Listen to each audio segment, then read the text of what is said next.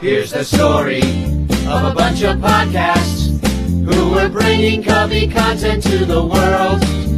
All of them did their own show. Unconnected, obsessive baseball nerds. It's the story of a bunch of Cubs fans who are consolidating all their shows. They're uniting, doing it together, so we all can grow. Cup of Cubby Blues combining with Sunranto, baseball rabbit hole and Cubs PS Plus. With Cubs Pod and breaks behind the ivy, they're all teaming up to be the Bleacher Bunch, the Bleacher Bunch. We love the Cubs, that's the way we became the Bleacher Bunch.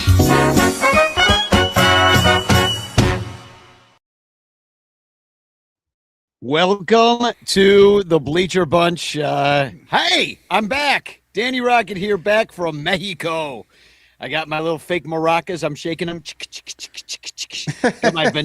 Got my Venados hat on from new favorite team, the Mazatlan Venados. That means deer.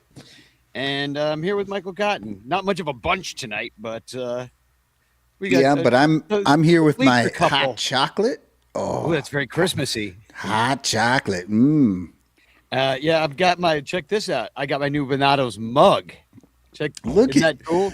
Look It's at a cool you. logo, right? Look, it's like a V, but it's also like a deer skull. Right. It kind of looks like an upside down cross as well. I noticed that too. So So you've got a little Satan worship going. well, that kind of works with. I wore my Cabritos Maldichos shirt because the Venados color is mostly red. They've got a bunch of different clothing and styles that they employ. But I wore my Cabritos Maldichos shirt, which is the cursed goats from the South Bend Cubs game, which basically doesn't mean cursed goats. It means bad said goats. It's not like it's maledicciones is like really what a curse is, maldición. And Okay. So anyway, the South Bend Cubs got that wrong. So I saw a lot of people in the crowd as I think I'm wearing my goat shirt for the deer. I'm like, kind of related, same colors, whatever. But I saw people looking at me being like, what does that man's shirt say? Cabrito Maldicho, because they actually speak Spanish in Mexico, if you didn't know. Oh, really? Is that a thing? Unlike South Bend, where they're just like, let's ask Chat GPT, and it's just wrong. Like everything Right. Chat GPT does. We'll see more about that later. But no, it's good to be back. Nice to unplug. I mean, have I ever taken 2 weeks off from the show except for when my mom died? No. Even then, I don't think I did. We were doing two shows a week in the off season. Yeah, exactly. And being able to unplug, take all the social media and not pay attention to that shit. If you can, I did that on my vacations as well. Oh, that helps more than anything. Yeah, it really does. And I took it straight off my phone, even. I never want to be one of those people who be like, I am leaving social media. It's just shut up and leave if you're going to do that, But I did. I left social media. I erased the Twitter. I erased Facebook. I erased TikTok off my phone. And I found myself doing a lot more productive things with my time, which was kind of nice for a change. Now, are those things back on your phone now that you're back in the States? They're slowly coming back as people. Well, mostly because people send me links to things and they're like, oh, you got to read this. It's on Twitter. And I'm like, I can't. Got to click through all this Safari crap. I just put Twitter back on the phone so I can actually see it, Yeah. But I wish there was a way I could lock myself out of it or something like that. But maybe I can just have the discipline to not doom scroll like I used to. Right. Maybe you could probably, I'm sure there are parental controls where you can at least say that after a certain time or you can't, lock it so it doesn't work anymore. I don't know. Back in the day, I should have come with a breathalyzer. I'll tell you that much. When I was drinking, middle of the night, I'm like, "What do you mean? What do you mean? Theo's good at his job. He was right. Now he's terrible." And your mother blows goats. Oh, I guess I didn't need that part of it, but I said it in Spanish, so nobody understood. So yeah, so I'm back, and I did have a good time. I got some pictures I want to show everybody, but I do want to say hi to everybody and thank all of our Patreon supporters who support our show for being here tonight. Hashtag Chance in the chat if you'd like to win a Frank Chance postcard sent to you by me with a message of love and doom. I see Little Yumper, which actually, now that I see it, Lil Yumper looks like Lily Umper from. Oh yeah, the Lily Umpers. Lily Umper. Chris Salato is here saying Chance in the chat. Weren't the Lily Umpers from the Gulliver's Travels? Wasn't it one of the girls' league teams that played against the Rockford Peaches? The Lily Umpers, right? The Lily Umpers. So yeah, hashtag Chance, and I see that Frank it looks like we might have a new entry for the Carol contest from Chris Salato. I've decided, and I'll show you guys later what there's going to be a bobblehead involved in the prize now. A bobblehead independent. I see Dominic Galoro says he's one eye on the Bleacher Bunch and the other on the Iowa State game. That's weird. That is weird. Right. It's weird to me because Iowa State played last night. I don't know what he's watching tonight, but the Iowa State game was last night. So maybe just hit pause on that thing. You can watch it anytime, apparently. Or Dominic has invented a time machine, and he's now in the past. Which going to the past, that would help you somewhat. You know, you could go back to the 50s and get that Mickey Mantle. You know, invest in Apple in 1975. You know, that kind of thing. Right.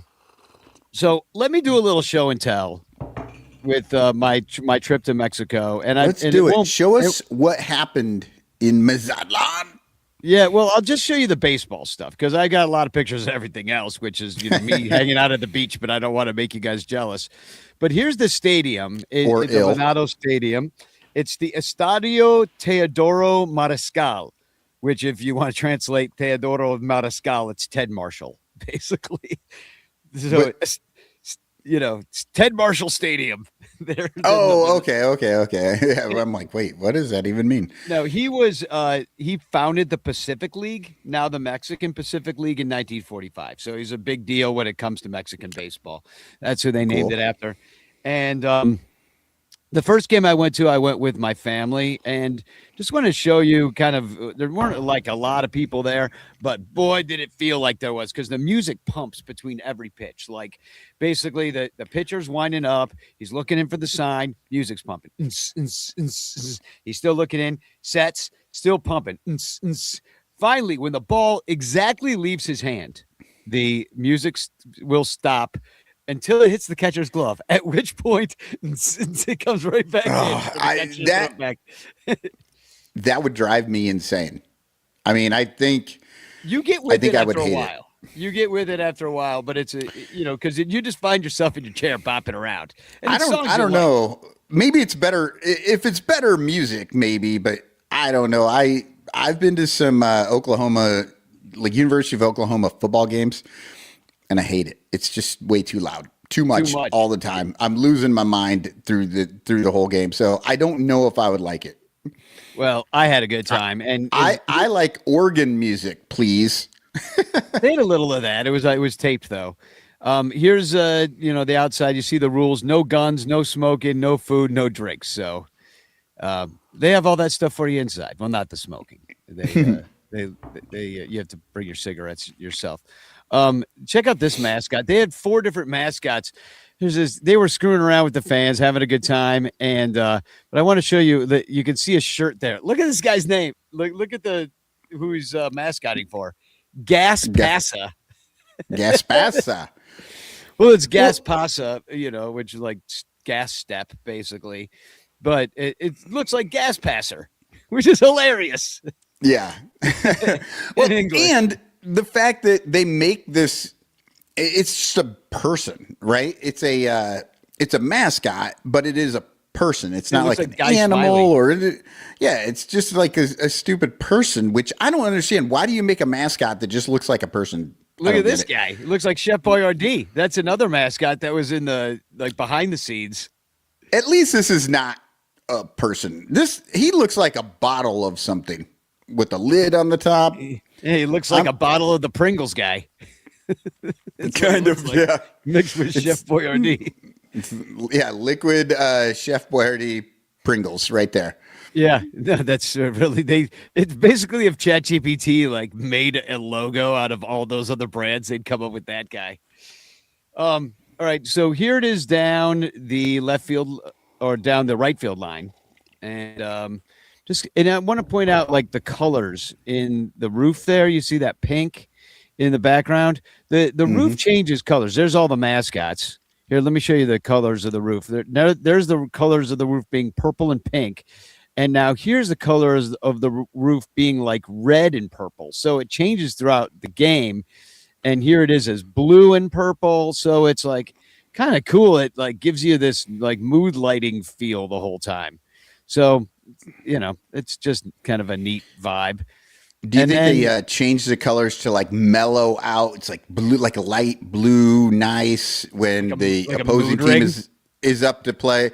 Yeah. And then it's up to bat. And then, they turn it red because red is like gets you fiery for when your own players are up to bat. Yeah, well, the Brewers would figure out some way to cheat if they had that system with it. They're like, oh, the Cubs are up. Let's make it green because it makes people sick or something like that. Then all of a sudden they make the lights go all green and all the Cubs feel sick to their stomach. Dansby Swanson barfs on home plate.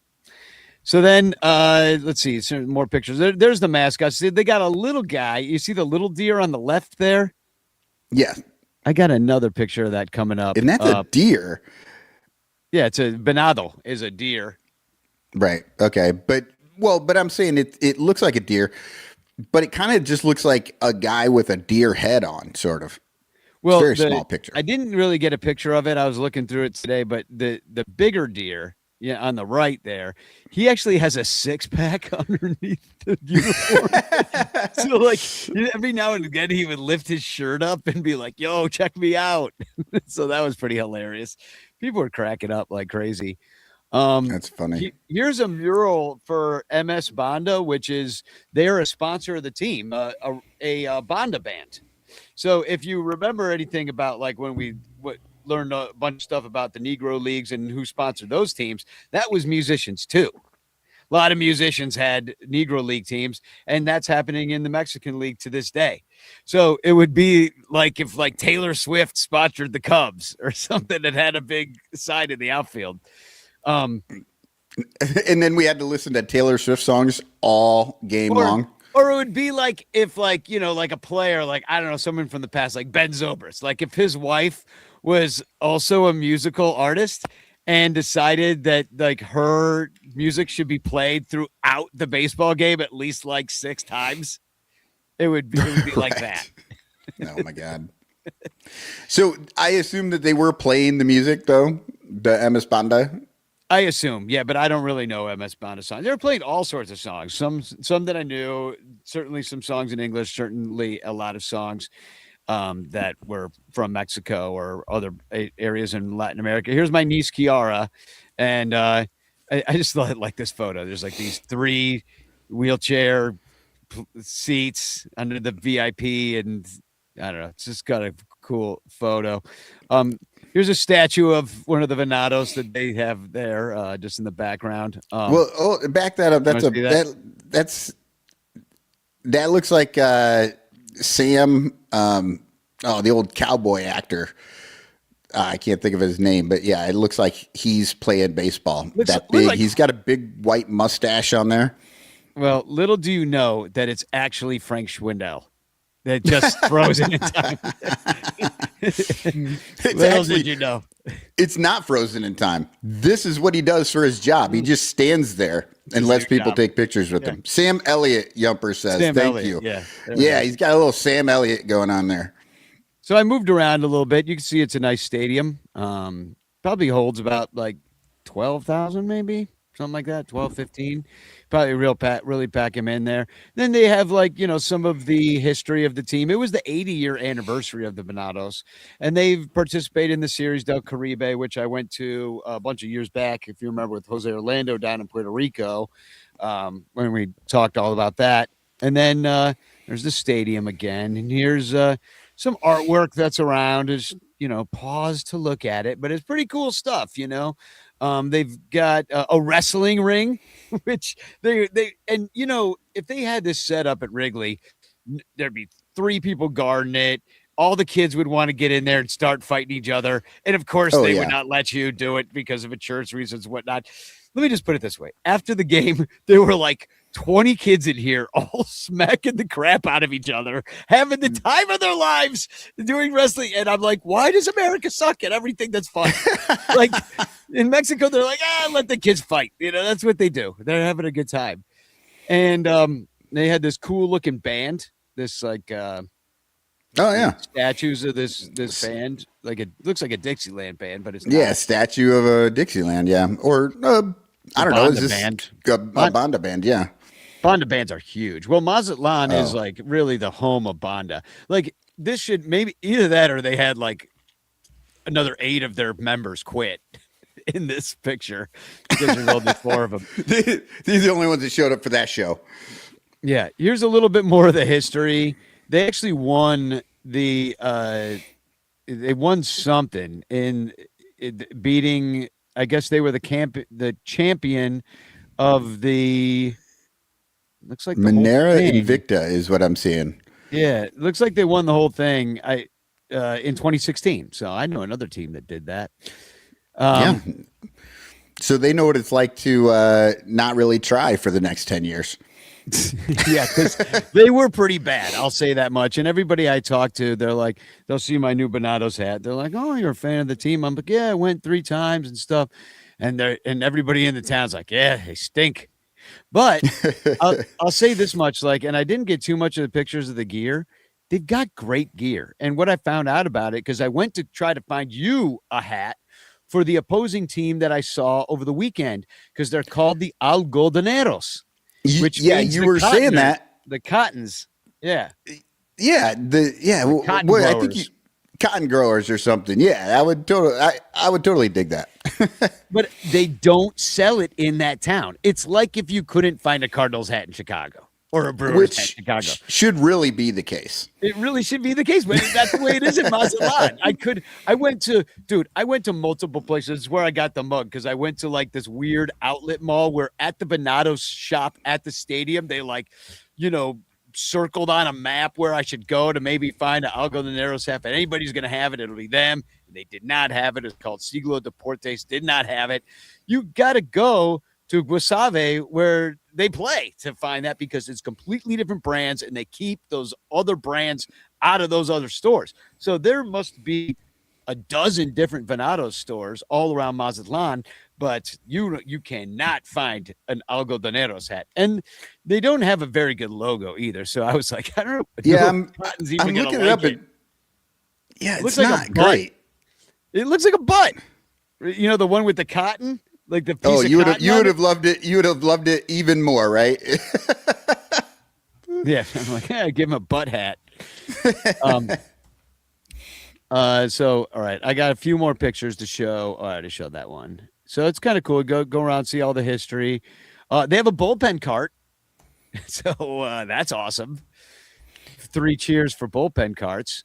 Let's see what else. So there's the 2016 victory. And then I went back there in the daytime. I bought a bicycle for basically $50 and got to use it for 4 days. It was more to rent one every day for 4 days than to just buy a cheap one. Right. Of course, I got a flat tire like the first day. I had to go back to the guy. He's got to help me walk for an hour and a half to get back to him. Cost you as much for the new tire as the whole bike? No, he did it for free because he sold me a lemon, but he did it for free. So there's just a couple of pictures around the stadium. I got a free ticket the next day. This is my free ticket in front of the Venados logo, because I met a guy outside. He's like, "Hey, you want a ticket?" And he's like, "Just all you got to do is follow me on Facebook." And I'm like, okay. And so I followed him on Facebook. He's there with his son. His name's Oscar. He writes for, I think it's just called like El Noticias or something like that, or, like the news, basically.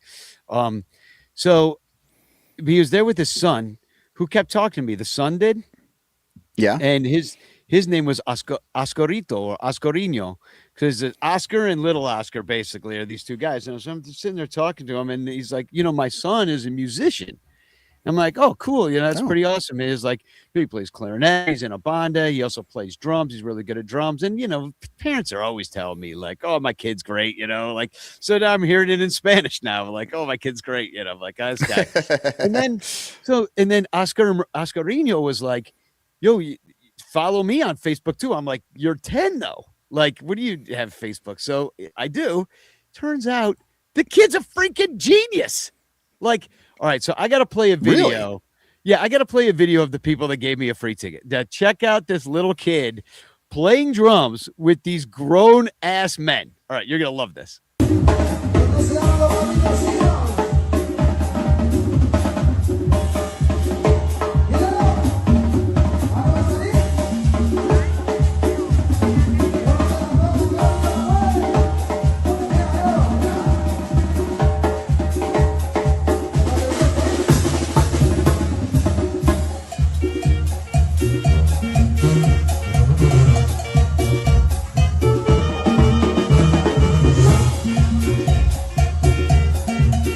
That kid is killing it.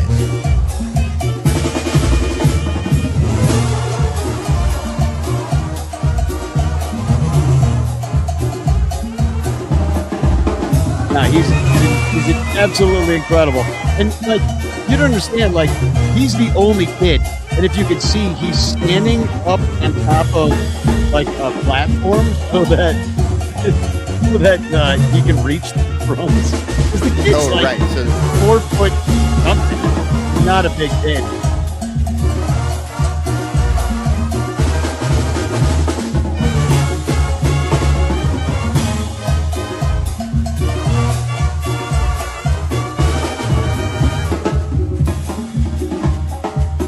Now here's his drum solo.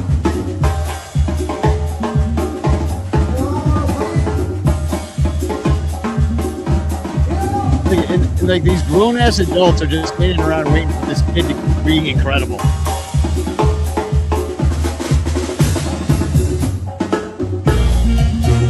Andy Wells is in here saying he's jamming. yeah, and like this kid is what?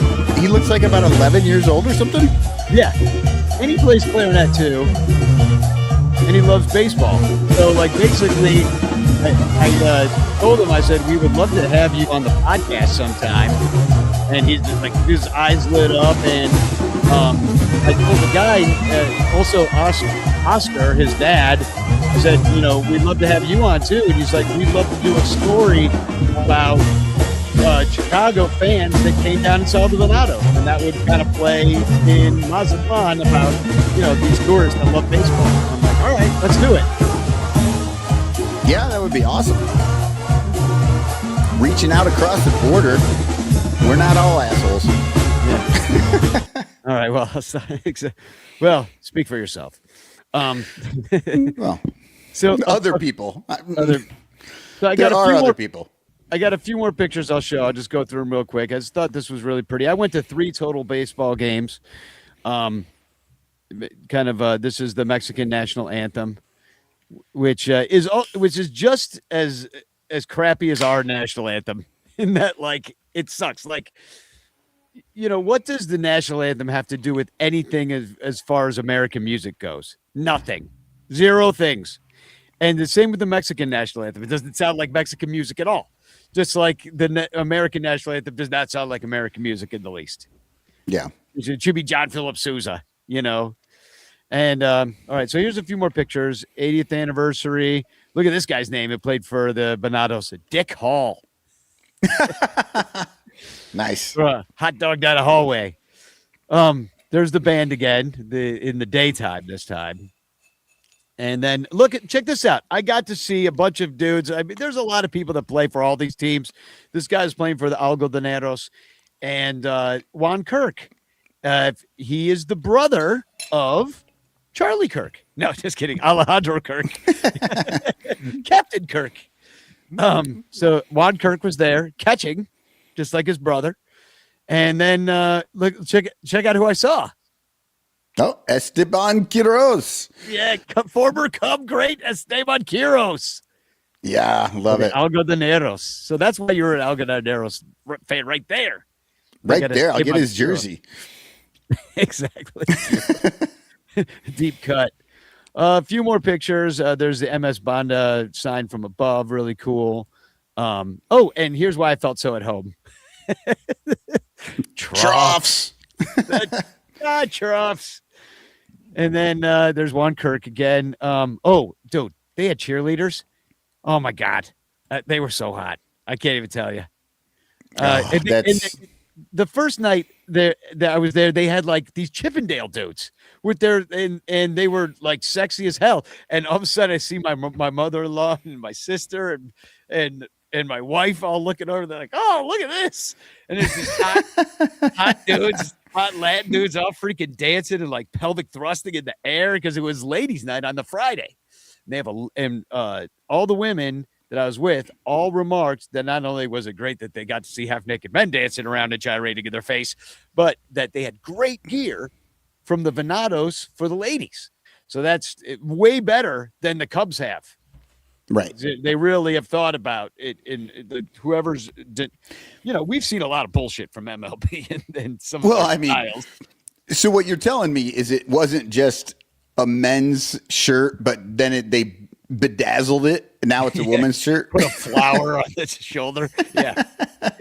Cut the sleeves off. Call it a day. It's a baby doll. So hot male and women cheerleaders, and there's the band MS. And I didn't know they were a band. I thought this was like the minor league team. Miguel Esparza, who I was texting with the whole time, was like, that's one of his favorite Banda bands. And I got to tell the story about the old man. Right. So I went 2 nights in a row. Saturday night I go, and it's fan appreciation night, which really didn't mean much of anything except for they were selling these raffle tickets to win this truck. I did not buy a raffle ticket because I couldn't really figure out how to do it, nor could I figure out how to get a truck back from Mexico. So I wasn't about to figure all that stuff out. Oh, you don't think it would be hard to just drive a truck from Mexico to Chicago across the border? That should be easy. I saw on the news thousands of people do it every single day. Every single day. Exactly. At the border. I could drive it right through the alligator infested Rio Grande. Even though I don't think there's alligators in there. Just razor wire. But so they have this contest, and after the game, they do a bunch of fireworks. And then they're going to give away this truck. So they start calling the winner of the truck. Cheerleaders are there. All these dignitaries, the owners of the team, everybody's there. And they call the name, and they've left. They're not there. They won a truck, and they didn't stay to win it. And there's no, you don't have to be there to win it. You got to be there. They must have called 5 names of people that won the truck. And it was like that scene in Sound of Music, when they're the family has escaped from the Nazis and they won the contest, and they keep going, the family von Trapp, and the spotlight goes to the corner and the family keeps not showing up, and then finally the Nazis are like, oh, they must have escaped, and it was like, the winner is Esteban Quiroz, and Esteban Quiroz had already left, and that would have doubled his salary right there if he won that. Right. But instead, in the end, the man who won the truck should not be driving. He was so old. Look how old he is. He's 90 years old. His kids had probably just taken his keys away, and then he's out there winning a truck. There's the mascot. I'm trying to find another picture of the truck. Nah, I don't have another. This is the best picture I got of the guy. But it's pretty. If you zoom in, you can see how old he is. Anyway, that was hilarious. I was laughing. Everybody was laughing. They're like, I can't believe that old man won. And there's another picture of the hot cheerleaders, which I didn't take that money, I swear. Right. Well, when I went to load my own pictures in here, I saw that it was full and I couldn't put any in there. So because Danny's just he's a little nervous right now. He's feeling a little embarrassed that he has 57 different pictures of the cheerleaders that he's not showing you. Yeah, and they're all blurry because I was shaking. you and Reese McGuire over there watching the cheerleaders. That's why he can't play in the Mexican League. Also, why he can't win a truck, because he's not allowed to sit in the cab of trucks anymore. Part of his deal with the judge. So anyway, that was my trip to 3 games in Mexico. I had a great time. If you ever get a chance to see games in Puerto Rico or Mexico or Venezuela, if that place still exists after the next couple months, they're hosting the Series del Caribe, Venezuela. And we keep seizing their ships and bombing their boats. And they're supposed to have this big baseball tournament there in February or January. So see what happens with that. Yeah, that's pretty much what I have. If you ever get a chance to go, Michael, you've never been to a game in Puerto Rico or? I have not. I do want to, but yeah, I've only been trying to think. I don't think I've been to Mexico since I started doing this show. Honestly, I mean, it's been a long time since I've been to Mexico. Well, you got to get back. In fact, I was thinking as I was down there, because every single stadium is in with a 2 or 3 hour drive of each other. And I thought it would be fun to like get a 15 passenger and drive over the border from San Diego or something and just start making our way to all the stadiums in Mexico. Like would be fun. Like we're a bunch of Hunter S. Thompsons and Ken Kesey's on a bang bus with the Mazatlan cheerleaders. God, that came out wrong. That did. I had the Mazatlan cheerleaders. My wife just yelled from the other room, "You're not going."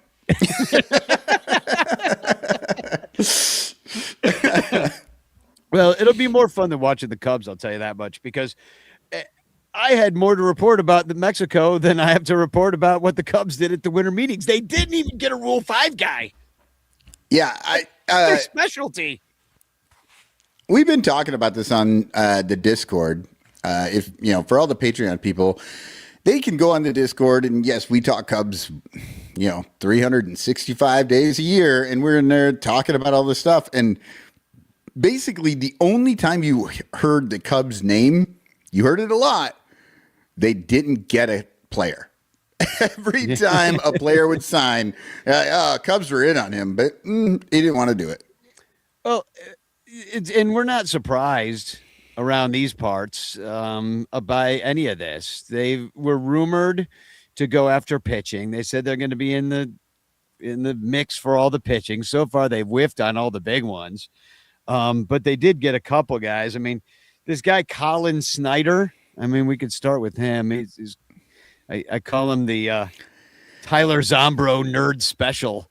Because we went through a few of these last week, and I would just like say the name and just see if anybody knew who they were. No, nobody knew who anybody was. Well, Colin Snyder, I don't think you went, because wasn't that a newer one? I mean, you've probably talked about Phil Matone. Yeah, we brought up Phil. But here's Colin Snyder. He's a supinator. So he really twists that supinator muscle when he throws. And, Zombro loves it. I mean, that's what they called him, Tyler Zombro. He's a supinator that he said a bunch of nerdy stuff, which is why he's supposed to be good. But in Seattle, he had a 5.47 ERA in 24 games, 26 innings pitched, 24 strikeouts, and they batted .299 off of him. So they were supinatoring him right into the freaking bleachers, apparently, because it didn't go that great. Yeah, not at all. And that's kind of a pitcher's ballpark. So not good when you're at a 5.47 out there. 1.44 whip. I mean, he got worse in 2025. 2024, he did pretty well. Only 41 innings pitched in a 194. But all the other years, he was bad. So, I mean, great. But it's a minor league deal. We'll see what he's got. Blah, blah, blah. Colin Snyder. He should spell his last name with a Y. It's way cooler. And then there's Oh yeah, that's I'm kind of into this signing just because it feels like, it's not a starter like Colin Ray ended up being, but I guess he could be. Maybe he's only started one game though. Maybe he'll be an opener. Hobie Milner is a lefty specialist, not really specialist. Pitched 70 innings last year for Texas, but look at all those years with Milwaukee. So he's a Craig Counsell special. yeah. Hobie is literally his name. I looked it up. It's not even a nickname. Hobie. It's not even a nickname. Yeah, Hobie. Wasn't Hobie the name of the kid? Okay. I'm getting a brain flash here. What was the Baywatch? Wasn't Hobie the kid's name on Baywatch? The Hoff's whatever his name. Yeah. I don't know. Somebody in the chat who watched that show, tell us about Hobie. Who knows? Maybe it's that kid. Maybe he grew up. Well, he'd be like 50 by now. I mean, I feel like I think he's the only Hobie in the world. It's not a name. But he was okay for Texas last year. I mean, negative WAR player, though, but he'd 70 innings pitched. You wonder what it would have been like if he was with the Cubs. I wonder if he could supinate more. I wonder if they are looking at him and they're like, you know what? The pitch lab is creating supinators. Wouldn't he have to suvinate because he's a lefty? Ooh, I don't know. I don't know how that works. Maybe you have to say supinate just backwards.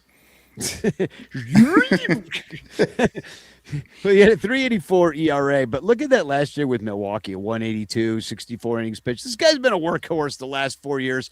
That's the only thing that kind of worries me is that, he might be a little supinated out at this point of his career. Right. I mean, we saw this slappy seconds. He's not really a scrap heap guy. They're giving him $3 million. And I went down a little bit of a rabbit hole is that he is the son. You know how they put on Baseball Reference when their dad played or their uncle played or whatever? He's the son of a catcher named Brian Milner. Now, do you ever remember this guy? No. You wouldn't, because he played 2 games for the Blue Jays in 1978. But check this out. Yeah, I know. But check this out. In his 9 plate appearances, he went 4 for 9 with a triple. He scored 3 runs and never played in the majors again. Like, is that not like he was special? I was just gonna say, was he playing for the Cubs in 2025? Exactly. Set him down. He's terrible. He doesn't know what he's doing. Get him out of here. Triple should have been a double. Idiot. Get out of here. What's that guy thinking? We told him to take 3 pitches. Exactly. Don't be hitting the ball. That ball was half a centimeter outside. Robot Up would have called it a ball. You hit it in the corner, you idiot. You should have walked. You should have walked, you fool. But I was like, why didn't this guy get a chance? And then I saw who were their catchers that year. They had 3 other catchers on that team that played on the 1978 Blue Jays. They were Rick Cerrone, who went on to the Yankees, and the Red Sox too. I think he played for a couple of different teams. I actually remember the name, but Alan Ashby, who ended up his son, I believe, currently plays Graham Ashby, something Ashby. But Alan Ashby was a catcher for the Astros for years and years and years, and amongst probably other teams too. And then, do you remember Ernie Witt? I think he stayed with the Blue Jays. And so they had 3 catchers, other catchers besides Brian Milner. So that's why he went 4 for 9 and never got another chance, because there were 3 other guys that had really good major league careers. But so still, that was my rabbit hole that I'm sticking to it. Oh, but this is 1978, you're saying, right? 1978, yeah. Okay. Because I was like, yeah, but he can just go sign with another team. But actually, 78 was like the first time anyone was ever a free agent. So they had the players union had just gotten that right to change teams, and so people just didn't really. They didn't know how it worked yet. Yeah, they didn't really know how to do it. So he may not have had the opportunity to change teams until, a couple years later and catcher. Who knows? You still had NL and AL guys. A guy never went from the NL to the AL usually. I mean, it happened rarely, and now it's people all over the place. So anyway, I kind of like the Milner. I don't know if you looked this dude up, but he's got that funky stuff, 3/4 arm, not really a submariner, but that funky left. It's going to be a different look out of the bullpen, out of left side. Jed has shown that that's one thing he's been able to do is find these guys. Certainly Craig Counsell knows him well. He did pretty good last year with this crap, Well, great. Wonderful. I'm so happy. I can't wait to buy my Brad Milner jersey. Hobie. Yeah, Brian is his dad, the famous guy who went 4 for 9 with a triple. I've already forgotten. I just don't care. It's so uninteresting. And Eli said in Discord the other day, is like the whole thing where the Cubs just don't sign players and don't go after long-term contracts and stuff. He made a point that I was like, oh, that's totally true. You don't even get excited anymore before the season. And then when they have a good season, because a guy like Tucker is not going to be there the next year, you're not that excited about it. It's because we could have been very excited at the end of this season, right? We just had 2 83-win seasons, and then they have a 92 win. They go to you build on it, right? Yeah, they go to the tournament. We're building, right? We're getting better. But no, these guys are all gone now, and we have to remake the whole damn team again. Yep, with Hobie Milner. So by the time you can get excited about it, then you're just great. But if they don't win this year, they don't win the World Series, then we're starting over again. Yeah, and next year they really will start over. The year after next, I should say. And then they're going to add him to Phil Matone, who this is the dude, long career, even though he's slightly younger than Hobie Milner, going to be 33, coming into the Jesus year. But this guy, I mean, he's got more of the strikeout per 9 stuff, averaging 10.3, 12.9 last year, also with Texas. So they like whatever Texas has been doing. They've been keeping their eye. Matone went from St. Louis to Texas, and I don't know, Texas, they didn't do anything. So apparently they had a decent bullpen because they're all on the Cubs now. And Phil Matone and Hobie Milner. Anybody started with M and played for Texas is now a Cub. Is this the new market efficiency that Jed is exploiting? Is that, the Rangers are just going to get rid of these guys, but they're still kind of good. But the Rangers have been better than the Cubs in the last decade. So I feel as if, I don't know, maybe the Rangers know if they're getting rid of good players. I mean, this guy, they're old. I mean, I'm worried about the sloppy seconds aspect of this. Who was the dude last year? But Presley, the year before, it was the other guy from the Astros that was sloppy Presley seconds. That they gave $8 million to and then dumped halfway through the season. Dumped. And then who's the guy before, the year before? The dude from the Astros that they got that they also wasn't really working out at the end. He got hurt. And then who am I thinking of? Somebody tell me in the chat, the 23 Ryan Presley. It's the same thing. Yeah, he was the guy who wasn't a closer, and we tried to make him a closer. Yeah, or no, exactly. he was a closer, but Houston wasn't going to let him close anymore, and so he came to the Cubs because they specifically said you can close, and then he sucked and blew a bunch of games. Neris, Neris, yep. Yeah, thank you, Hector Neris. And then and this is what happens when the teams aren't good and the players are only on the team for a minute and a half.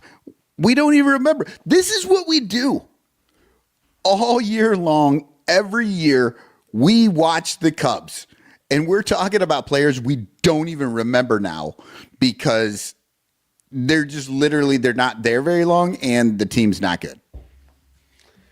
And then there are other guys we could have gotten, and the Cubs kept whiffing. Let's start with the relievers. Ryan Helsley went to the Orioles. Robert Suarez went to Atlanta. Devin Williams said he wanted the Cubs, wanted to come to the Cubs, went to the Mets. Then you got a bunch of other pitching getting signed. He said he wanted to go to the Cubs, but $51 million was too much. Yeah. The Cubs didn't come near it. That was what he said. They didn't come. They didn't come to the 51 million mark. So I went to the Mets. So that speaks volumes about what we could expect from them. And then Sonny Gray got traded from St. Louis to Boston. So not that they would have traded him to us, but we did. And St. Louis has to pick up like 20 million of that contract. Like he's making like 41 million this year. That dude, because his contract was super backloaded. He's always been kind of overrated. Like he's been good, but Cease went to Toronto. Everybody already knows that, but that's another dude they whiffed on. And then Carl Edwards Jr. I thought was interesting with the Mets. Yeah. So he's still surprised to see that he's still hanging on. But yeah, he's getting a chance with the Mets. The Cease thing.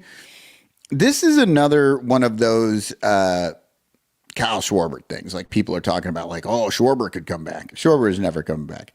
No, Cease is never. He signed with the Phillies. Right, but Cease was never coming back either because the Cubs had already given up on him before they sent him to the White Sox.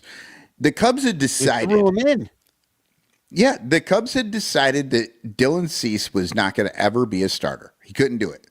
He was only ever going to be a reliever, and he wasn't even good enough to keep on their team. So they sent them to the White Sox, who let him start, or he worked his way into the starting rotation, however that worked for him. But he became a starter and made some money and moved around and had some good years. But the Cubs literally had no idea what they had with him.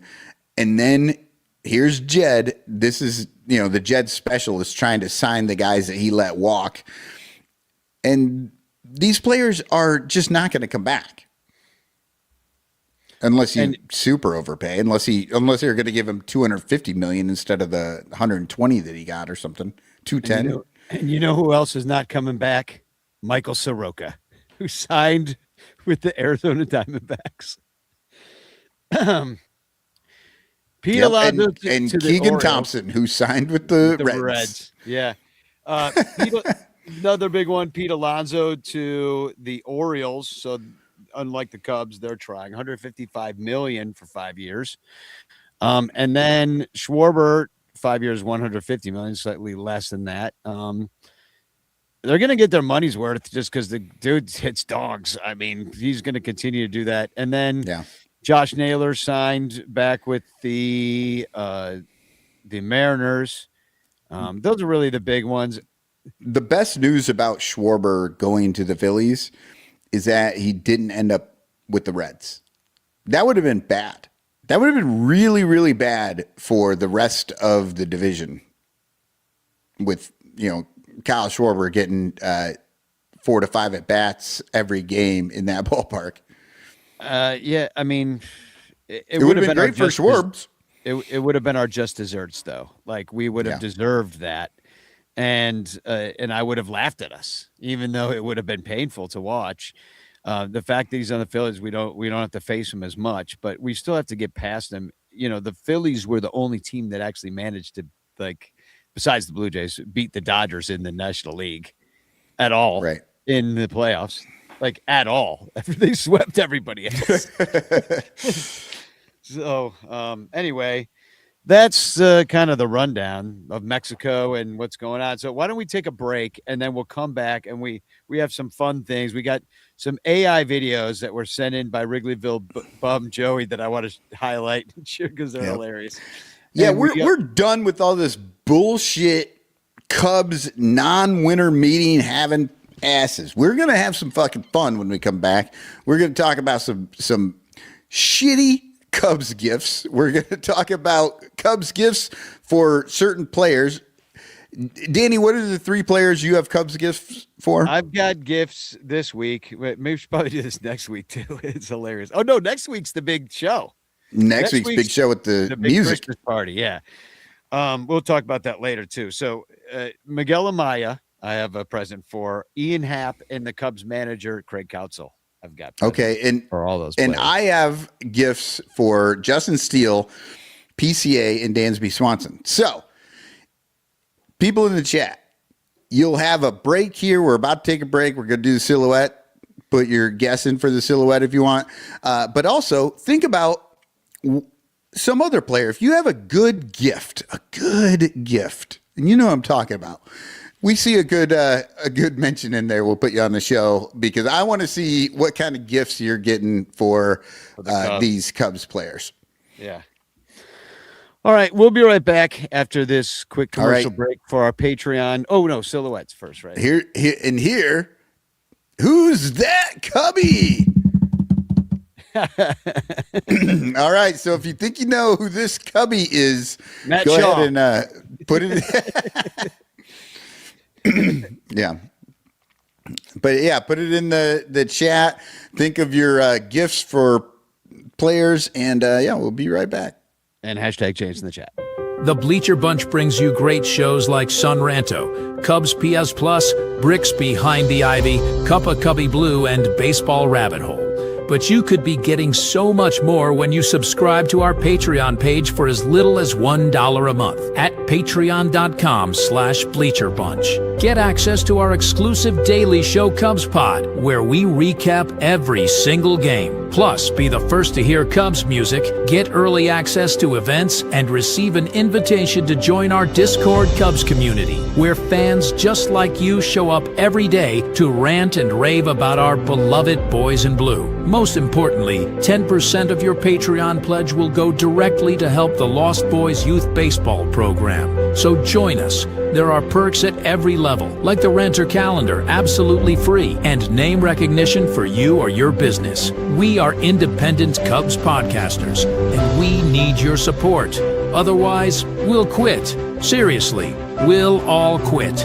Some of us might even die from your lack of support. In fact, the cutest little puppy you've ever seen will die if you don't support the Bleacher Bunch at patreon.com/BleacherBunch. We promise to spend all the Patreon money on tickets and beer and all the dung crap we have to buy just to keep our podcast rolling.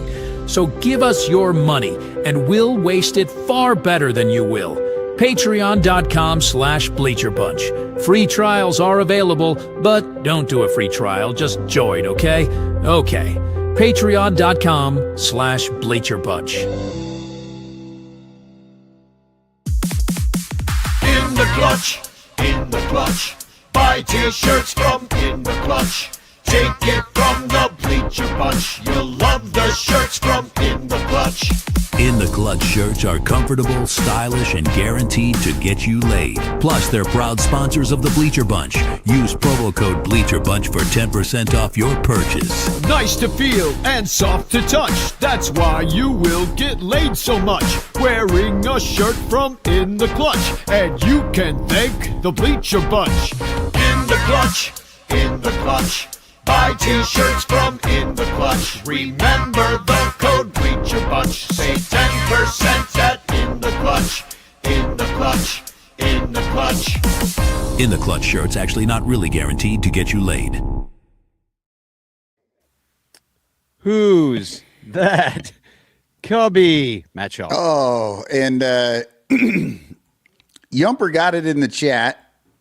And why can't I get back to these things? Okay. It's Will Ferrell. Here he is batting for the Cubs in spring training. And you see right there, traded to the Cubs in the middle of the third inning. Well, he did that thing where he played all the positions, but he played for a bunch of different teams, and he went around to different spring training games. I went to the one, I think he played for the Cubs against the Angels, I want to say. Yeah. I don't know.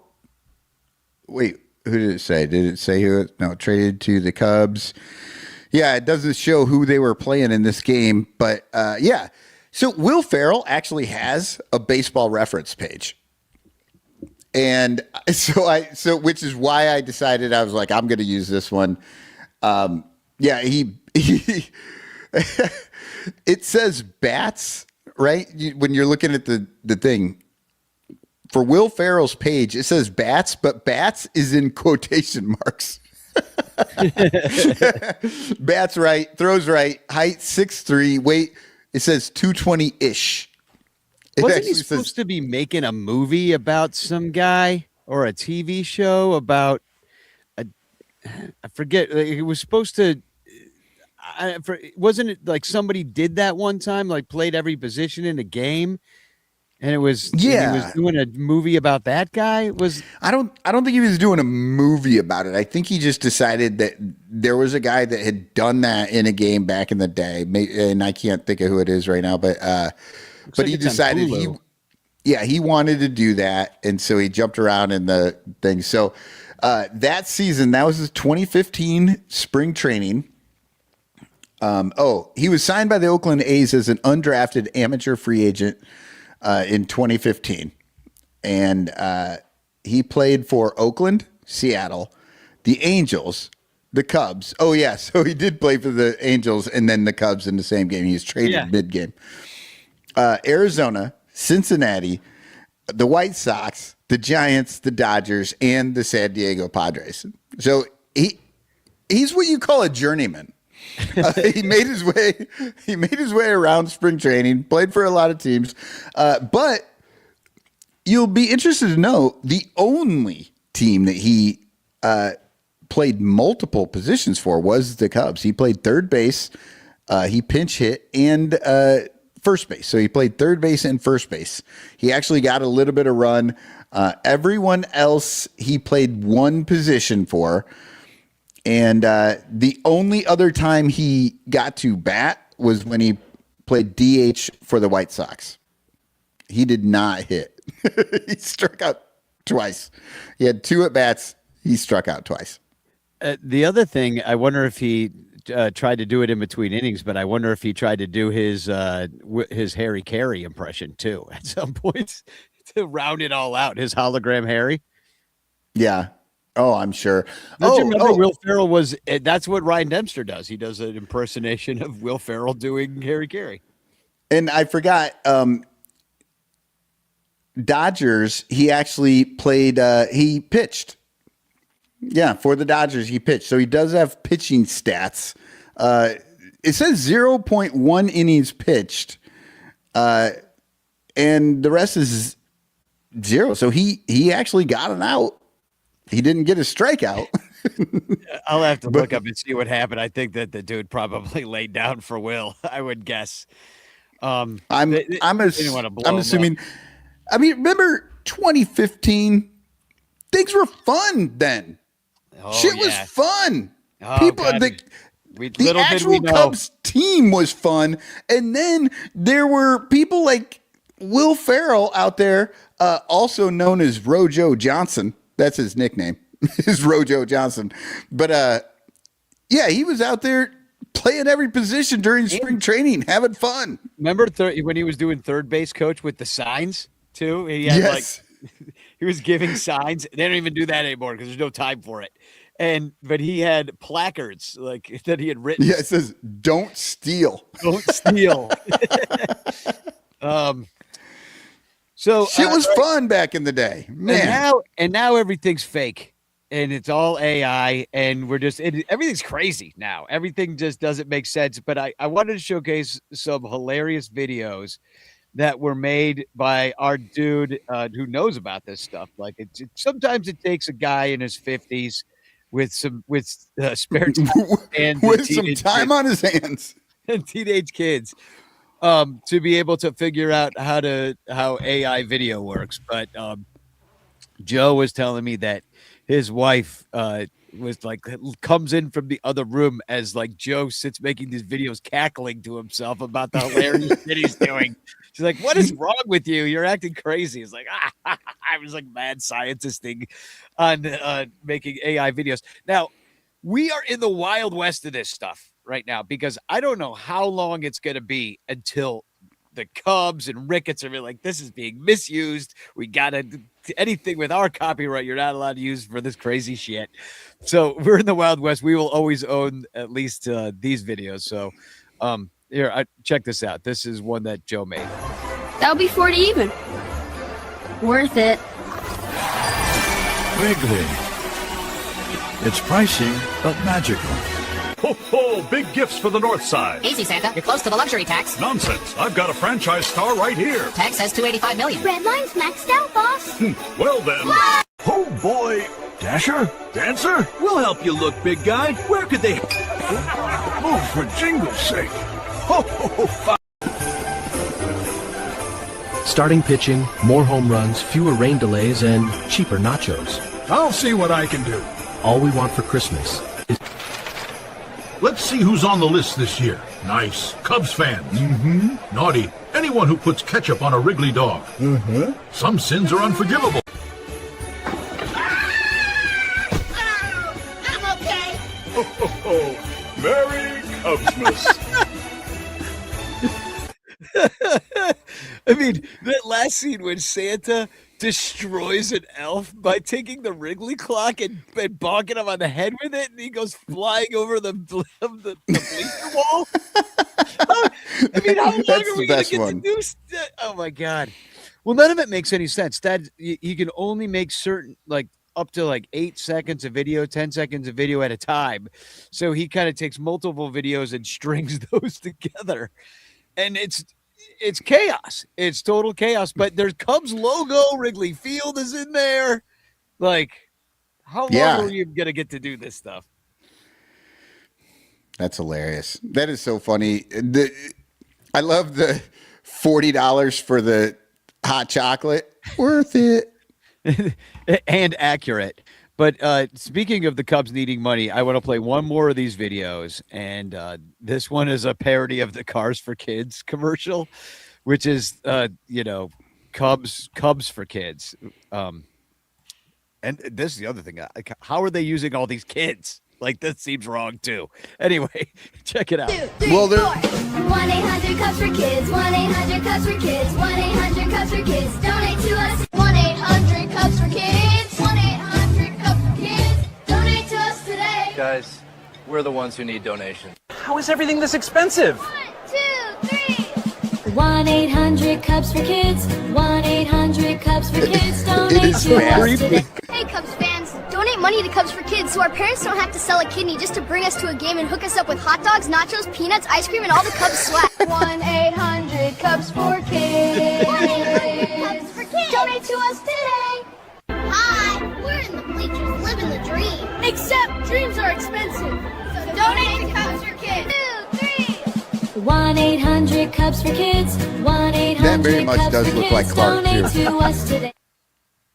I mean, it's all copyright infringement. It's like the AI craziness that just draws from every corner of the internet to make something like that, and to parody that song and to use the actual Cubs logos. I mean, I was having some fun with it today, coming up with some of the Cubs presents that were given up. I was like, let me try some of this AI stuff. I have to use it at work, and I'm kind of annoyed by it because it flattens everything out in a way. But it's so surreal that I can't not like it a little bit.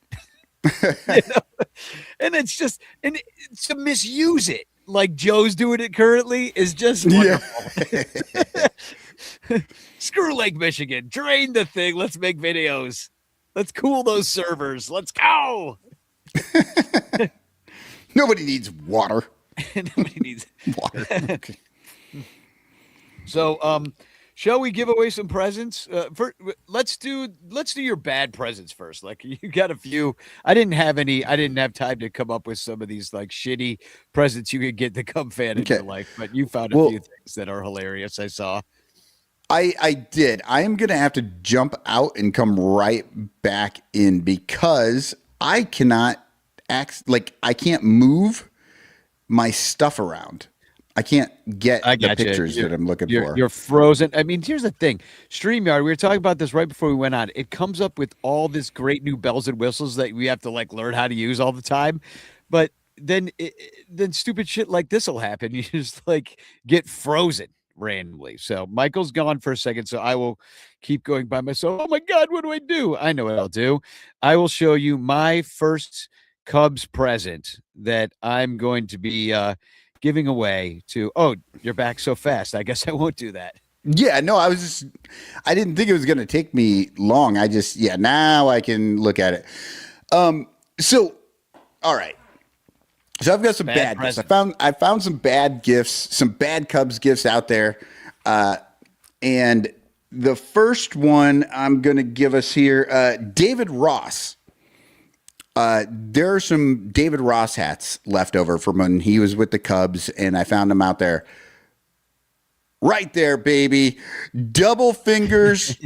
You got the red bill, the cubby blue hat, and the two fingers sticking up, just like David Ross always wanted to be remembered. Red bill, though, that's what's hot about the hat. I mean, where do you get this? Looks like AliExpress. Yes. Yeah, AliExpress. But I think this hat is like 99 cents, which is great. It'll plus $48 shipping. Yeah. And then let's see, what's the next one I want to show you here. Okay, so I found a couple of books. And I don't want to talk too much trash because I am out there doing the same damn thing. Look, people, I know I am putting out dumb Cubs books too, but here are some, and maybe we should just do this as a bit where we actually have a Cubs book club and we put these people who put Cubs books out there. This one right here, I love the Cubs Book of Rap. So the great part is this is a lifelong Cubs fan pens rap verses to capture the fun of the incredible final 49 Major League Best Cubs wins of 2015. The final 49. Like, I don't know where this came from. But it was written by Frank Bud Stidronsky, a 70-year Cubs fan.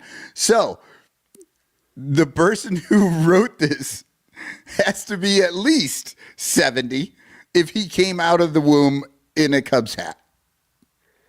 So is there an example of the rap in this? There is not. I wish. I am tempted to buy this. A sample here. Yeah, I'm tempted to buy this and then start rapping. Yeah, we should make an album of all this stuff. Yeah, no example of the rap verses, just a lot about this guy. This can't be real. It's got to be all fake, right? I mean, it just feels like everything's fake now, that this guy's fake. He doesn't really exist, but it came out in December of 2015. 49 games. It's just so random. All right. Yeah, the last 49 games. Like, he just kind of decided. So here's another one. I'm trying to bring it up. He's like, you know what? They look pretty good these first, because they won 97 games. So the last 49 games, they probably would have been a little over 500, making a move. Yep. Oh, and I can't. Oh, there it is. Good.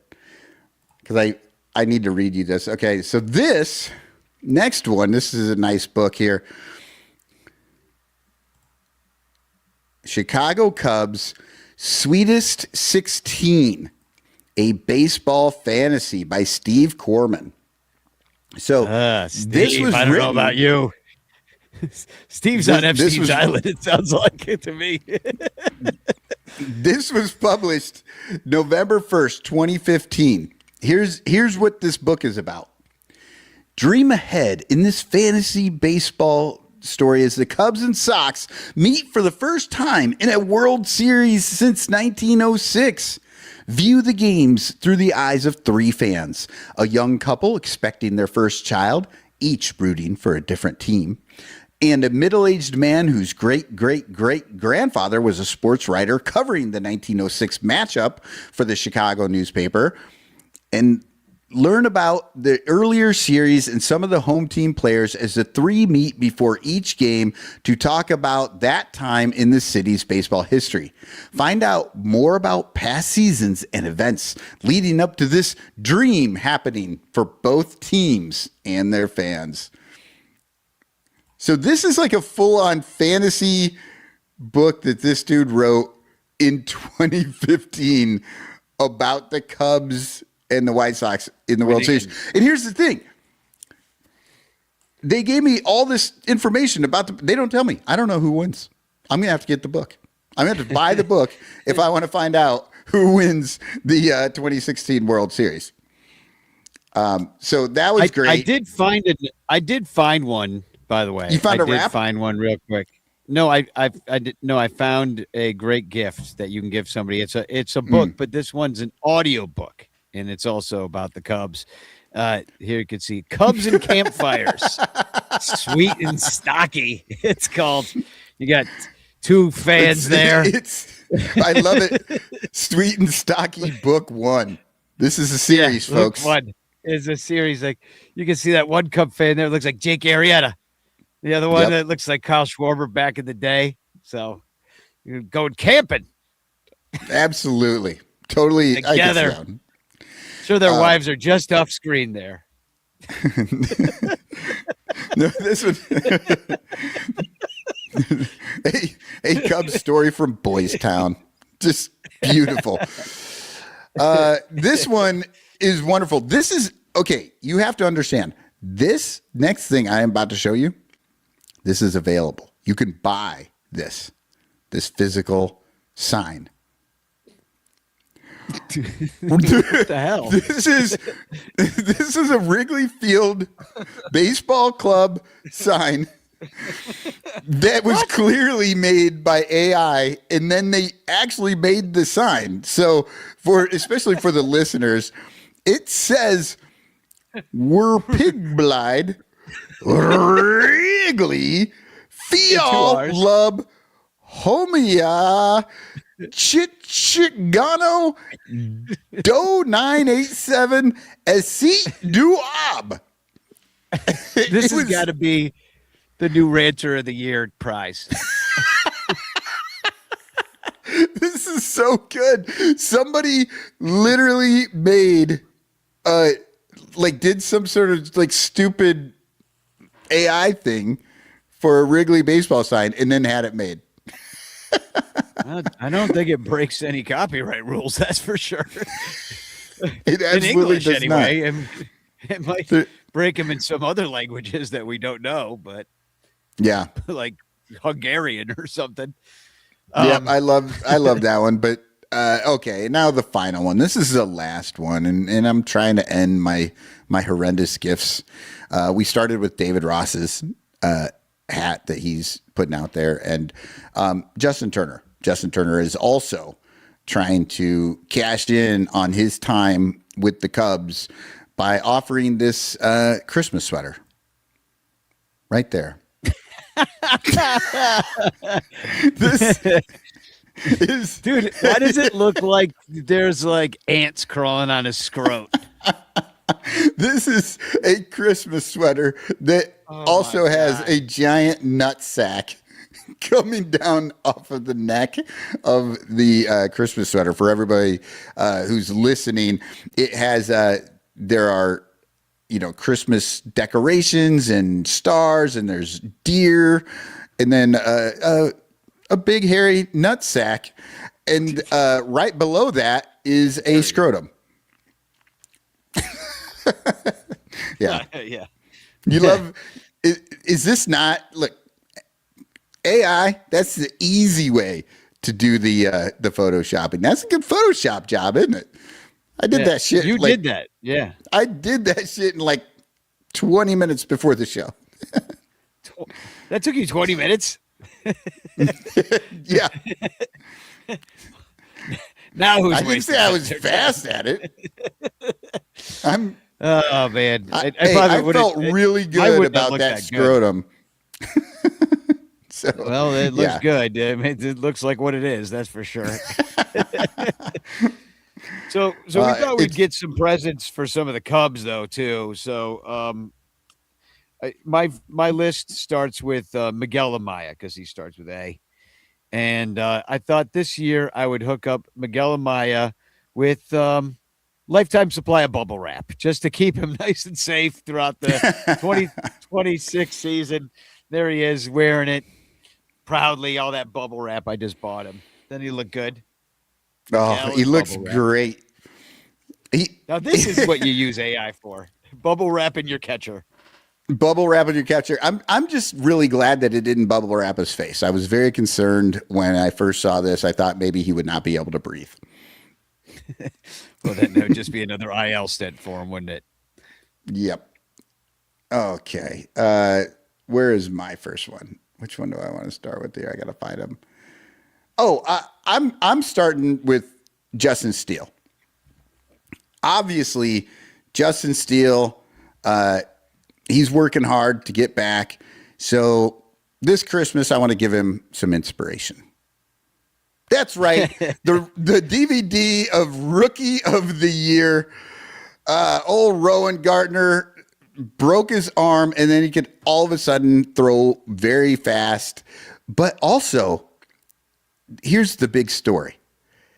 The kid was smart. When he lost his arm and he couldn't throw that fast anymore, he learned to make fun of players over at first so that they didn't notice they did the ball switch trick. And he told somebody that he's got a big old butt. I don't know. These are things I think Justin Steele needs to get into his repertoire because his arm keeps falling off. Yeah, he might not be able to pitch. So he's going to have to resort to trickery, like making fun of the butt of the opposing team. I agree. Yeah. All right. What do I have? Let's see. My next one is, I thought that Ian Happ, him and Bleacher Jeff have become such good friends over the course of both of their times in left fields on either side of that wall.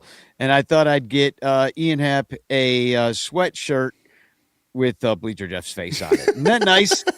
Look at that. That is like Bleacher Jeff right out of sweatshirt. Ian Happ doesn't look too happy, to be honest. Well, I love this photo of Ian Happ. He is leaning on this rail. Wrigley's behind him. He's in full, I'm a male model. He's dropping us with some blue steel right there in his face. Yeah. And Jeff is not dropping blue steel. Jeff is dropping one of those blue tablets in the back of a toilet that turns the water blue. That's really what he's doing. What's great about that picture? The great thing about that flushes. picture. Oh God, yeah, no, and Jeff, there's no picture that looks more like a Bigfoot than right there. Yeah, he somehow turns that beer bat into a Fred Flintstone Bam Bam Club. Everybody keeps going up to Ian Happ oh, that's awesome. You got a Bleacher Jeff shirt. And he's all confused. I thought this was Bigfoot in a Cubs jersey. I really should buy Ian Happ this shirt, should I not? Or this sweater. You absolutely should. Somebody needs to get this done for Ian Happ. I would love it if he was wearing this. I'll tweet it out and we'll see where it goes. Maybe Obvious will end up making one. I love it. I think it's hilarious. What you got? And for who? Okay. I got PCA coming up next. Our boy needs some help. We all saw how angry he would get after every time he struck out or did something so. I'm getting him a chill pill. Seriously. You see on the left side of the picture, he's screaming after he struck out, takes his chill pill, and there he is on the right side of the picture, just happy as a that looks frightening. Yeah, non-addictive. Cool and calm. Natural formula. So he won't get caught for PEDs. He can take his chill pill. Yeah, he does need one. I think about him too. I'd be like, he could be so good if he would just chill the fuck out at the plate. Like he's, there's a certain amount of intensity that probably helped him get to where he is. But once you're up there, baby, you gotta relax. You got to know when you've gone too far, and that's when they give you a chill pill. Speaking of going too far, Craig Counsell is my final gift. And I thought I would give him, because he's a rat face, I'd give him a rat maze to run around in. Rats love running around in mazes, if I know anything about stuff I've seen on TV. And so I asked ChatGPT and the AI on Canva to like make me Craig Counsell the Cub hat in a rat maze, make me this. And it just gets dark so fast. When you ask it to do things. So I've got multiple ones and they're all creepy. They're all, Edward Munch from The Scream. It's all, is that his name? Edward? Yeah. Edward, what's that guy? The Scream. Edward Munch. Yeah. Is that it? All right. Yep. So check it out. I've got a few to show. Craig and his rat maze. It doesn't look like Craig Counsell, but this is a useful photo though for many things. This is a nice Cubs hat. Yeah, nailed it. Exactly, nailed it. Here's Craig Counsell sad in a race of. This one looks more like Craig Counsell, but it's one of those bad AI drawings. And there's rats running around in the maze, and Craig Counsell just stuck in the middle of that maze. And this one does look more like him in his rat face. Got his nose a lot better. That would be good on a T-shirt. The other one would be frightening on a T-shirt. This would be good. This would be good. And then this one is also quite frightening. Look, who is that? That guy looks familiar, but it's not Craig Counsell. But he's just looking at a hole, and there's all these rats around his face. Which that is a super creepy picture right there. Who is that though? That's not Craig Counsell. No, it's not. But you're right. It does look like. Oh, it looks like one of those kids from Dawson Creek. Maybe. I guess. I don't know. Dawson at age 50 or something. I don't know. And then look at this one. This one's super dark. That does not look like Craig Counsell either. This is a great rat maze. Yeah, this is a great movie poster right here. I think this one and that first one, you could do two different movie posts. Who cares what the movie is? Yeah. Cub rat. The look in his face. That first one. Yeah. He looks determined to get out of that rat maze. This guy seems like he died there and has come back as a ghost in the rat maze. Rat now v. my rat. final This is Counsell versus Counsell. That's the movie. It's rat v. rat. The final Counsell that goes all MC Escher with this final one. Super creepy. Really looks more like Ron Santo as a player. That's a scary face right there. Yeah, it looks like you know what it looks like? It looks like the faces that are coming out of the bottom of the Harry Carey statue. Oh yeah, that does. That Harry Carey statue looks like those are the souls of all the people he ate. Like if you're into Nightmare on Elm Street, there's I think there's a scene where he rips open his shirt and there are like children's faces trying to get out of his belly. That's what the Harry Carey statue looks like to me. This one, and which looks like this. Also would make a cool T-shirt. Actually, this would be a cool T-shirt. This would be a cool poster. Also, in the rats, those faces are very much like Craig's. Craig, yeah. A bunch of Craig Counsell surrounding 1950s Ron Santo. What's up with the hat, though? I'm trying to look closely at the hat. Is that an actual Cubs hat, or what's going on there? Not really. There's a lot going on. Yeah, that looks like Luis. You need to get that to Luis. Tell him you got him a Christmas Luis, gift. I got you. Yeah. I made this for you on AI. It's your name in a Cubs logo. So that's my last one. But oh man, I can see why people end up going down dark holes and needing institutionalization or more medicine after playing with AI too much. You're like, I am God. It's like, well, now you know what artists feel like. Yep. That's why we're so egotistical. You got to be to get through it. Okay. Well, I got one more. I got my gift for my guy, Dansby Swanson. And you know it. The thing that he wanted the most this year, mayonnaise. That's right. What do you get for the most generic white travel ball boy that you can find? A big ass jar of mayonnaise. To hit baseballs into. Look, he crushed that ball. That's got to have been like at least 105 off the bat into that jar of mayonnaise. Yeah. And then, I mean, and just so people don't think that I'm being like really mean, he wanted this last year. I got him Miracle Whip and he thought it was too spicy. So I went with, I listened. Did you get the olive oil kind? Oh no, you can't handle that. Yeah. So yes, Dansby, you're getting a big ass jug of mayonnaise, just like how you play the game. We all like mayonnaise. We just don't know why we have so much of it. If you have any presents for the Cubs, we'll still take some of your peanut gallery comments in the chat here. If that sparked any creativity from y'all, and hey, keep it going on all our pages, Discord, on Facebook, and stuff like that. The Cubs Carol competition is coming up. Oh, hold on a second. I got to get the bobblehead. Hold on.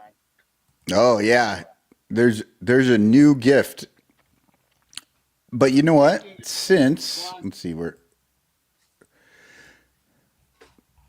Speaking of Dansby Swanson, here are the prizes. Maybe I can come up with a couple of other things, but the Dansby and Mallory bobblehead, mint condition, never taken out of the box. That's going to be one of the prizes for. You know, what would be great with that. A little jar of mayonnaise right there between the two of them. They would love it. They'd love it. Cubs, and also this awesome Cubs pennant that was given away at Fan Appreciation Weekend. I'm sure I can dig up at least one more thing to send you. So but you got to enter, and we've only had a couple entries so far. We're going to share all the entries next week, I think, and then we can judge you at a later date. Been shaking down. Eric Wheelo's going to send something in. Got to get Crawley to send something in. He's sour grapes though, because he said he never wins. And then Johnny is the reigning champion with Mom Shrine, if you remember that. Brought everybody to tears. Then there's we're trying to get Billy to vote, but Billy can't sing for shit. And I sent him yours. I'm like, dude, it doesn't matter. Listen to Cotton. He's terrible. And you enter every year. You might even win this year by default. And I'm going to tell everyone out there, the fewer entries we get from other people, the more you have to hear me sing. Yeah, because he's entered twice. Yep. I have a song tonight I am going to debut on the show. I know you can't encourage people to join. I'm going to sing a couple live. I'm dropping a link in the chat right now to the Google Drive folder where you should all upload your either MP3. I prefer a video. We could just have like a picture or multiple pictures going, a little slideshow. It definitely helps your cause as far as winning. And then, but it's not necessary. If you have a funny song, you could just do it live, like Bill Sugas in his carol singing chair. Yeah, he's got a carol singing chair. He does it every year. It's great. And if you only have an MP3 or something that you want to send, maybe you don't know how to do it. I could actually add your music to a few pictures if you want. Like, that doesn't take me very long to do. MP3 is fine too. We'll take an MP3. Just do it on the voice memos on your phone or whatever. Dominic Galora says suggests doing AI Cubs carols. Hey, we are progressive. We are not Luddites here on the show. We misuse every new technology we can get our hands on. And here's the thing. You can have AI help you write the song, but you need to sing it. I don't want to hear no AI bot singing a song. I'll even take AI bots. Obviously, you're getting disqualified in Michael's book. Yep, you won't win. Disqualify him, right? Because, obviously we see like Joe can do AI Sora freaking Christmas carols. Of course, they're only like 4.5 seconds long, but yeah, no, you're not going to win with a 4.5 second carol either. So that's going to be tough for you. David Elliott says he'll send in his Cubs carol this weekend. So great. So we're gonna. Yep. It's going to be an Salato says he's extravaganza. sending. Tune in next week. We're going to have all of these terrible songs to listen to. It's going to be a lot of fun. We will judge you all harshly and have a good time. And here's the thing. If you need some inspiration before next week, go back. All these shows, I think we've got four or five of them. This might be the fifth one that are out there of these shows where we show these and we talk about them. And I have to say, I have gone back and watched those and I laugh a lot watching these old Christmas Carol songs. They are amazing. And well, tonight I'm going to do one live, like one of the ones that I've written that we're going to do at Cubs caroling. Some of these lyrics may change as I go back through, but every year I've got to kind of rework some of the carols because new things happened. You know, there was a bunch of stuff last year about having an 83 win team. Last year we went to the playoffs and lost to the Brewers and they flew the L, which I sang that on the show already. They flew the L. So we'll open with that. That's on the top of the Cub Carol because that's the most hilarious thing that happened.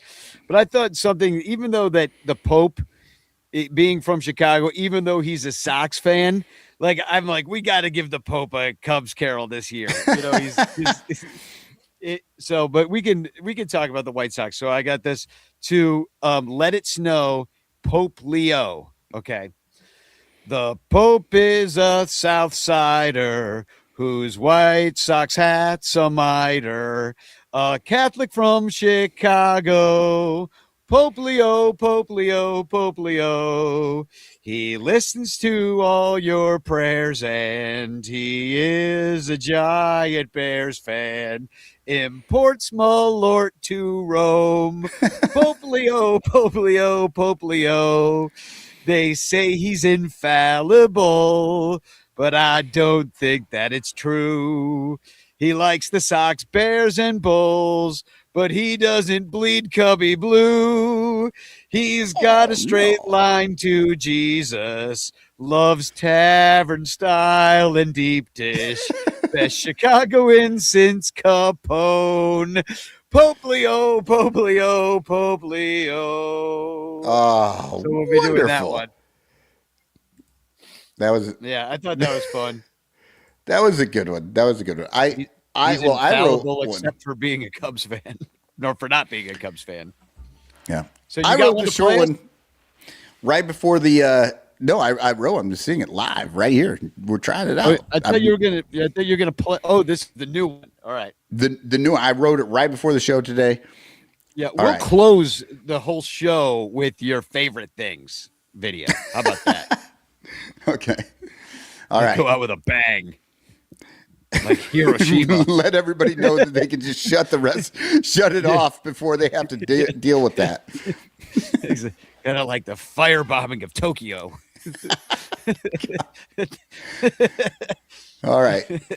Here we go. Jingle bells, Hoyer smells Ricketts ass all day.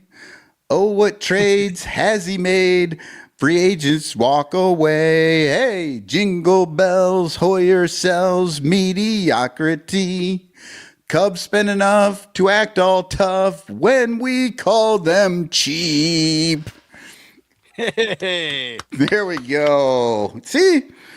People. And by the You're way, not you gonna- can repeat songs. Just because Michael used Jingle Bells doesn't mean you can't use Jingle Bells as well. Like all the songs remain in. You don't have to think about being too clever. Like, remember when Crawley did that clever Christmas song that nobody knew, and he thought he was so clever?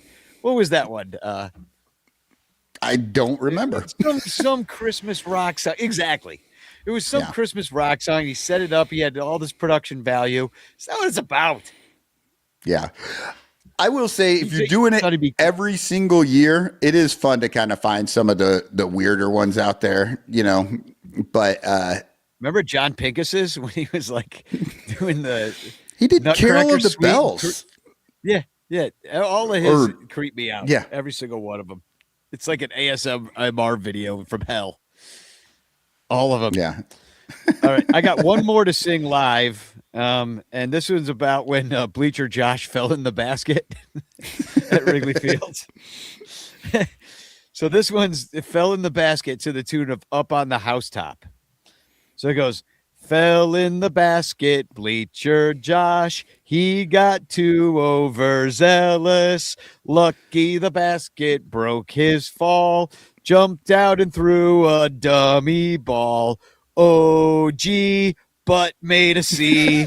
Oh, gee, thumb's gonna bleed. Fell in the basket. What the heck? Josh got pulled out by Bleacher Jeff. Beautiful. We'll sing that with Josh. Josh is coming to Cubs Caroling, I think, if he's available. He asked me when it is, so I told him he will be there with his amazing sea leg butt. Sea leg butt. Remember his butt? His little bubble butt was sticking out, and his legs made a C. Oh, it's absolutely hilarious. It is burned into my head. I can see Cubs coming right out of his ass. Oh God, I was sitting alone when that. I know I've told this story already on the show, but I was sitting alone in the ballpark down the right field line where that happened, or down the left field line. So I had a pretty good view of them going to the basket, and I started laughing hysterically, and people were all looking at me like, "What's wrong with that guy?" I'm like, "I'm sorry, but I know that man," and he just fell in the basket. It's hilarious.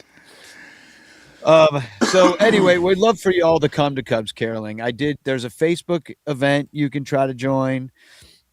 There's also a Partyful event that's out there. If you look up Cubs Caroling, I'm going to try to write something if I get around to it on Cubs Insider, invite people that way.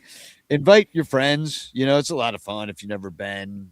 Everybody's invited. We're getting together a couple hours earlier than we had planned, because they put the stupid Bears game on Saturday night. So now we got to get together at 4:00 instead of 6:00. So it's just a couple hours that will buy us, because I think we might have trouble if they're showing the Bears game to get them to turn it off so we can come into the bar and sing. So it's all happening a little bit earlier. At least it'll be better than the time we tried to do it after that crazy bar crawl. What is it called? Not the T-box. Santa Con. T-box. T-box. Oh, yeah. None of the bartenders wanted anything to do with us. Yeah. That night. No, and definitely go. It's one of those things. Cross off your bucket list. It's a lot of fun. I unfortunately cannot come this year, Danny. You're not going to be blessed with my voice raising everyone else's boats. And your blue Santa costume is going to be missing. That's the best. That's the best part, right? Is my Santa Claus costume? Yeah. And you falling asleep at a table at the end of the night. We're gonna miss that too. Oh no! Talk about AI, fake news. Danny's always getting those pictures, making them look like I'm asleep at a bar. I guess you could all claim that now. So I dropped the Cubs Caroling link. I dropped the Cubs Drive link.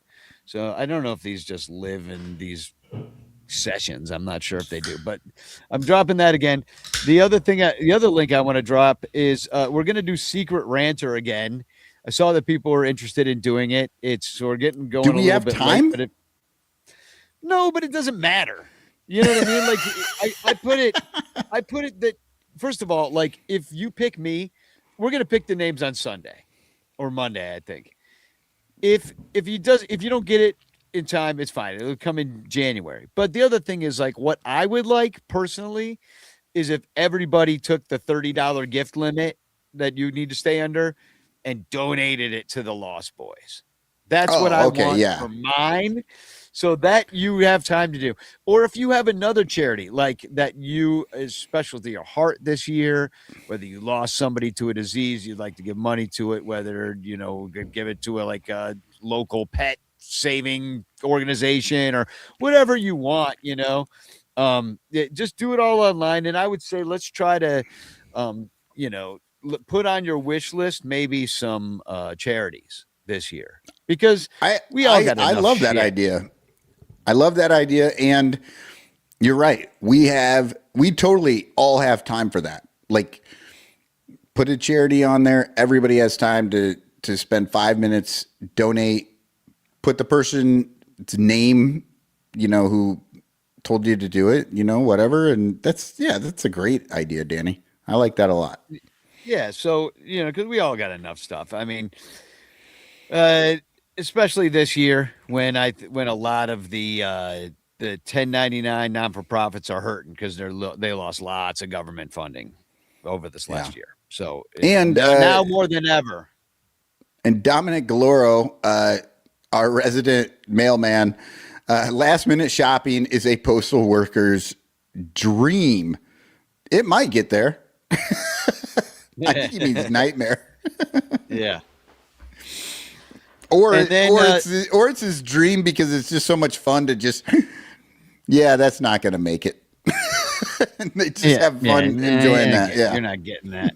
Yeah. No, I already see on some of the sites, like for example, in the Clutch, obvious shirts, they're clear on their sites. Order by this date, or we cannot guarantee that you're getting that. You know, and that's just how it is now. A lot of things going through the mail right now. The last link I'm going to drop right now is I've started to collect pictures for the Rancher calendar, which I have to start working on now to get it done in time. So look forward to that. If you have pictures from the year, gather them together.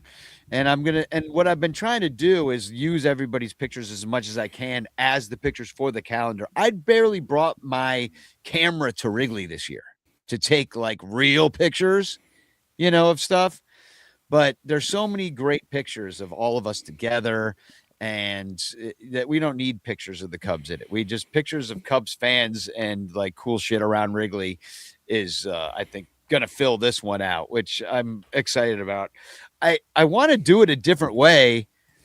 If anybody out there knows how to design a calendar without using this stupid service, they raise their prices every year. They're annoying to work with. It's wonky.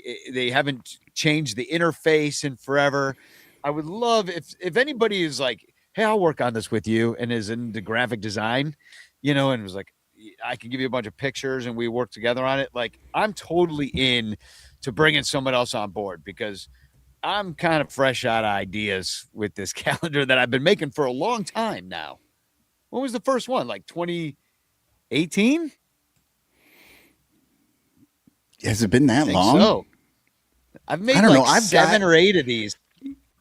I've got my calendars, like I still have them, but I don't know where all of them yearbook. are.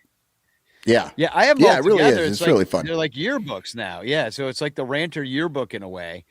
But we're definitely getting Josh in the basket on one of those pictures. Mm-hmm. that one has to be in there. Well, that's going to be a date, I think, a special date. Josh falls in the basket on this date, so we can celebrate next year. So I just dropped another link, which is a link to the Google Drive, and I've dropped this on the Facebook page. I've dropped it in the Discord. I'll put them on the Patreon page too, and in public. So patreon.com/Bleacher Bunch. And that's pretty much all I guess we have to say about any of this stuff. Hashtag chance in the chat. Yumper wants to know what service. Because you said the service, but you didn't name which one. So which one have you been using? Snapfish. So somebody other than Snapfish. Well, no, I've looked into all the other stupid ones, and the problem is, I think the best thing that I think could be done is that somebody could design a calendar from scratch and print it up in bulk like the funeral homes do for like $1 a piece. Because now they're charging like $10 plus shipping, plus then I got to ship it. And by the end of it all, it's all just eaten up with shipping and bullshit. Yeah, and the bullshit of the company. So, anyway, that's if somebody like knows how to make calendars like for real. Like I watched a few YouTube videos and it's just like would cost me like $40 to make the calendar. I'm looking for someone to cut the cost. You know what I mean? I've seen other ways to make it more expensive, right? But I have not found the cool ways. Like I just want you remember how you used to make collages out of pictures? You'd cut up all the pictures and you get a big poster board, you make a collage. Like that's my vision. It's like the whole thing is just like that. Every month is collages of us and the Cubs and just like stuff like this. But Snapfish doesn't let you do that. Well, I think you just answered your question there, Danny. You just have to print out all these pictures, collage them yourself, and then take a picture. And then use that. Yeah. And then use that. Oh, like you said, it costs more money to do it that way. Yeah, exactly. Yeah, exactly. And I'll use an Instamatic actual film camera. Yeah, and I will also develop the pictures myself in a darkroom I've built from hand. Yeah. Only use black and white film. And so anyway, thanks to all of our Patreon supporters who do support us for these Don Quixote-esque quests that try to hey, at least we don't we got to bring back next year Cub scavenger hunt. We haven't done that for years now. Cub scavenger hunt. Yeah, it's been a long time. So patreon.com/Bleacher Bunch is where you can support us, especially Rogue Wave Creative and Blake Beard, who are #1 supporters. All the other shows on Bleacher Bunch, there are too many to name at this point. You'll just have to listen for yourself. And Matt Kammer's permanent paintings in the clutch shirts. #Chance in the chat if you want to win the Frank Chance postcard sent to you by me with a message of love and doom. And we also will be giving away the Chance Chat winner of the year next show. Ooh, yeah. I forgot about that. Chance Chat winner of the year. We got a lot of stuff for that, right? No. I got to figure that out. Well, I think you'll get in the clutch. I got some stuff for you. Yeah. No, we've really fallen off. I mean, I used to have all this stuff, but it was hard to get the stuff this year. Everybody's too crazy. Well, you moved. With the stuff. I moved. You moved. So I had to get rid of stuff. Yeah, I moved. And then we were giving away stuff at Ranterfest. So I ended up with less stuff. And also, like, people are a little crazy with the stuff now. You know what I mean? Like you gotta, like all the bobbleheads and all the giveaways, like people are just a little out of hand with valuing it too highly. So, so you got to jump through way too many hoops to get this crap. All right, here we go. I'm picking a winner, and soon I will be filling out many a postcard and sending them out to our many winners because I am way behind yet once again. And the winner is David Elliott. Hooray! Hey, congrats, David. That's exciting. Yeah, there we go. Now he's going to have to make a song about how he won Chance before the caroling contest. Yeah, and maybe just that last-minute Chance winner is how he's going to be the grand prize Chance winner of the entire year. It is possible. And so tune in next week, and it will be our final show of maybe they'll win this, Danny. Maybe they can win this. Wrigley Field. Homie Shiguro. You know what? Maybe I'll send you the same gift I get for Dansby every year. Mayonnaise. A tub of mayonnaise. A tub of mayonnaise. All right, to sing you out, here's the lovely strains of Michael Cotton. This is your bringing warning. You can turn it off now. 5, 4, 3, Spagog. 2, Spagog. Ernie and Santo and Fergie out pitching. Bleacher bumps cheering or maybe just bitching. Losing divisions is making them scream. These are a few of my favorite Cubs teams. Durham at first base and Matthews in left. Sandberg and Sutcliffe both voted the best. Garvey was hairy and not very clean. These are a few of my favorite Cubs teams. Dawson and Dunston and Maddox and Grace. Eastern Division, they finished first place. Giants were crushing all of our dreams. These are a few of my favorite Cubs teams. Win the wild card, lose the series. When I am feeling sad, I simply remember 2016, and then I don't feel so bad.